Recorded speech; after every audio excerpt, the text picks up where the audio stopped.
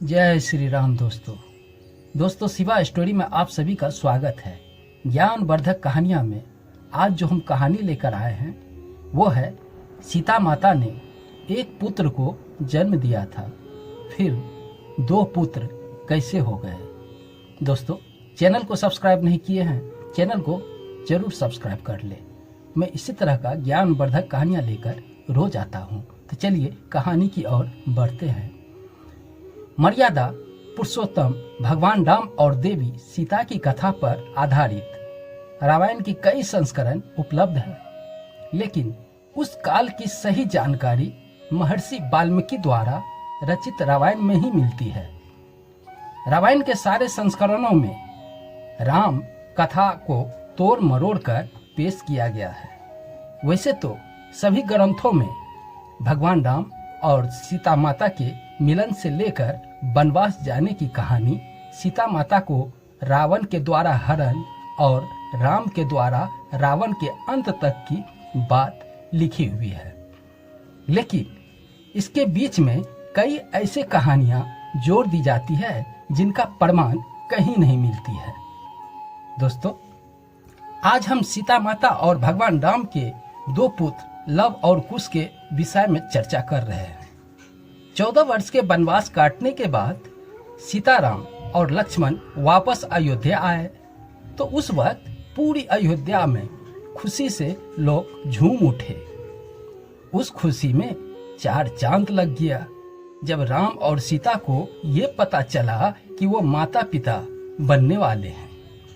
सीता जी के गर्भवती होने की खुशी में पूरी अयोध्या जश्न में सराबोर हो रहा था, लेकिन इनकी यह खुशी जैसे ही चंद पल की थी, पूरी अयोध्या में यह चर्चा होने लगी कि सीता लंबे समय तक रावण के लंका में रहकर आई है। ऐसे में राजा राम सीता को महल में कैसे रख सकते हैं। इन बात से काफी दुखी भगवान राम ने जनता के प्रति अपने कर्तव्य का पालन करते हुए माता सीता का परित्याग कर दिए। गर्भवती माता सीता को स्वयं लक्ष्मण वन में छोड़कर आए। वहां से महर्षि वाल्मीकि माता सीता को अपने आश्रम ले गए। महर्षि वाल्मीकि के आश्रम में बड़े ही सम्मान तरीके से माता सीता को जीवन निर्वाह करने लगी। कुछ समय पश्चात माता सीता एक पुत्र को जन्म दिया।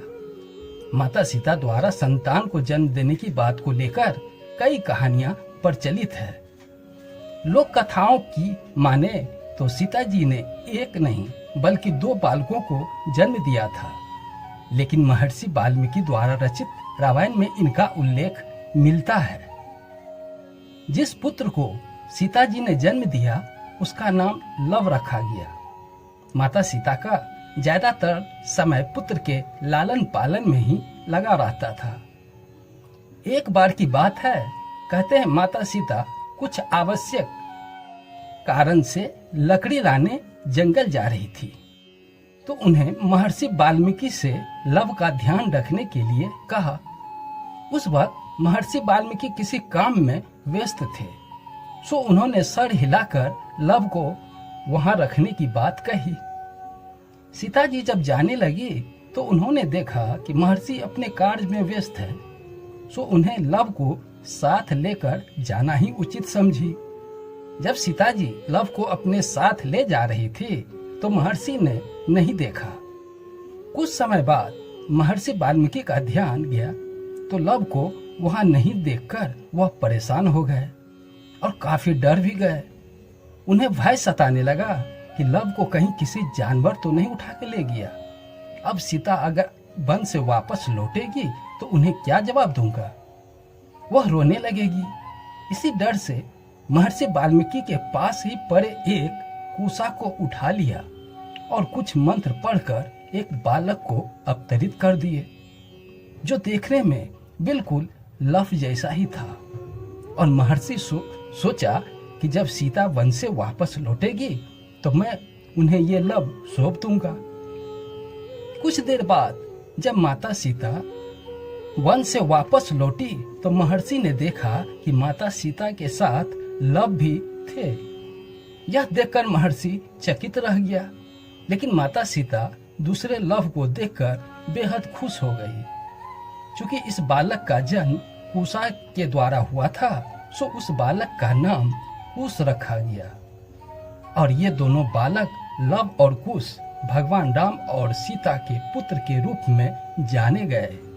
दोस्तों, यह कहानी पसंद आई हो तो चैनल को सब्सक्राइब जरूर कर ले। मैं इसी तरह का ज्ञानवर्धक बातें लेकर रोज आता हूँ। जय श्री राम।